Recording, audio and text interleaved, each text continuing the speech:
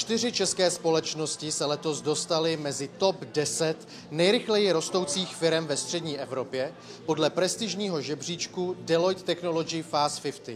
Které společnosti to jsou a co stojí za jejich úspěchem?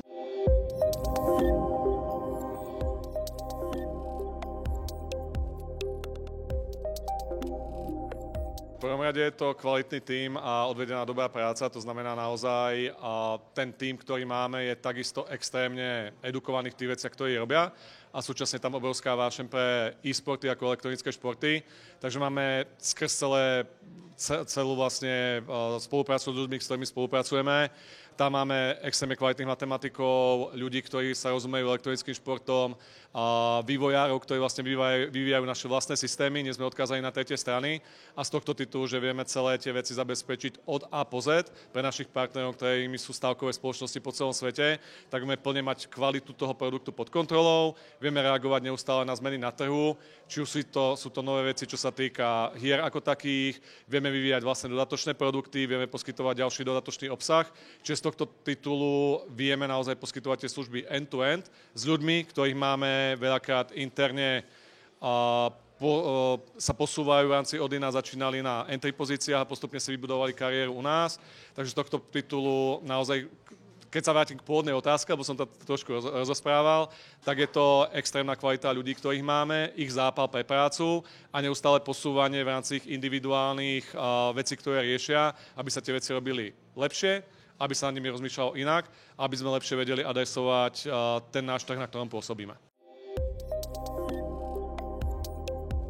V oblasti elektronických športov pôsobíme už 6. rokom, to znamená, nie je to len o tom, čo vidíme v budúcnosti, ale máme už takým spôsobom za sebou aj tú históriu a vidíme, že čo sa týka jednotlivých klientov, akým spôsobom rastú objemy, ktoré sa stavkujú na e-sporty, prichádzajú nové tituly, ako napríklad Valorant, prichádzajú nové veci neustále do tohto odvetvia.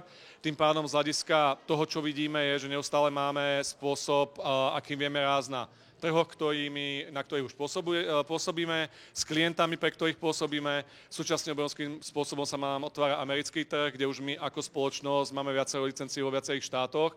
Čiže z tohto titulu naozaj, aj keď sa pozrieme na sledovanosť jednotlivých elektronických športov, či už na Twitchi, YouTube a podobných veciach. Elektronické športy sú budúcnosť, vnímame ich ako segment, do ktorého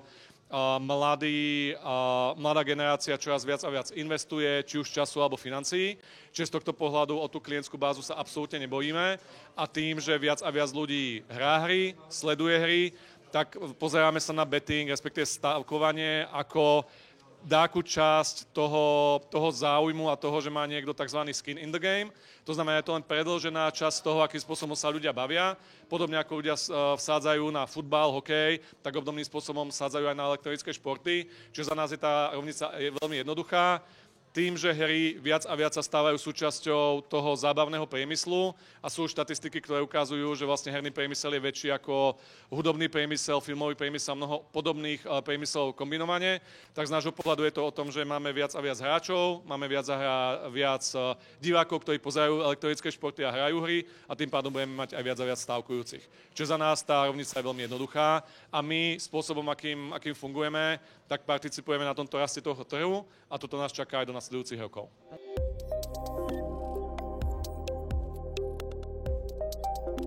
Ťažko odpovedať jednou vetou alebo jedným slovom, tých výziev bolo samozrejme viacero. Sú to štandardné veci, asi ktoré by som pomenoval, to je product market fit. Na začiatku sme videli, čo sa deje na trhu, akým spôsobom na to chceme reagovať. Do toho vlastne boli veci spojené s covidom, kde covid by si človek povedal, že elektronické športy, jediná vec, ktorá vtedy fungovala proti štandardným športom, e-sport musí rásť. Nebolo tomu tak okamžite, lebo stávkovky ako také boli takým spôsobom paralizované tým, čo sa vôbec vo svete deje. Túto časť sme takým spôsobom prekonali.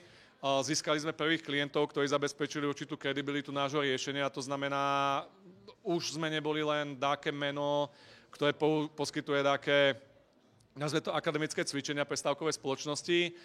Začali sme byť viac a viac verifikovaní stavkovými spoločnosťami, ktoré zarábali na našom produkte a čím viac takýchto mien sa nám podarilo takým spôsobom preťahnuť k nám a poskytovať im naše služby, tým viac sa to renome spoločnosti šírilo aj ďalej. a momentálne asi sme vo fáze, kde Odin GG ako taký je braný ako svetová jednotka v oblasti elektronických športov v prípade stavkového biznisu.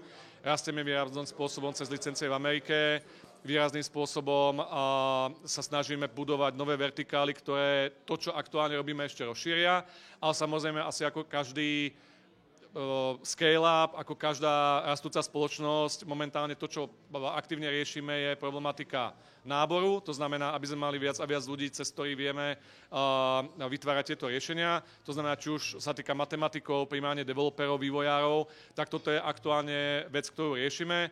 Do toho samozrejme veci spojené s predajom, kde pôsobíme na rôznych regiónoch a máme tam svoje zastúpenie, ale aktuálne tým, čo všetko chceme riešiť, čo všetko chceme adresovať, tak tá najväčšia téma, ktorú aktuálne riešime, je naozaj ten nábor, a to primárne vývojárov a matematikov. Kompletní výsledky žebříčku Deloitte Technology Fast 50 CE najdete už teď v popisku pod videem. A pokud chcete sledovat více inspirativních rozhovorů, nezapomeňte nás odebírat.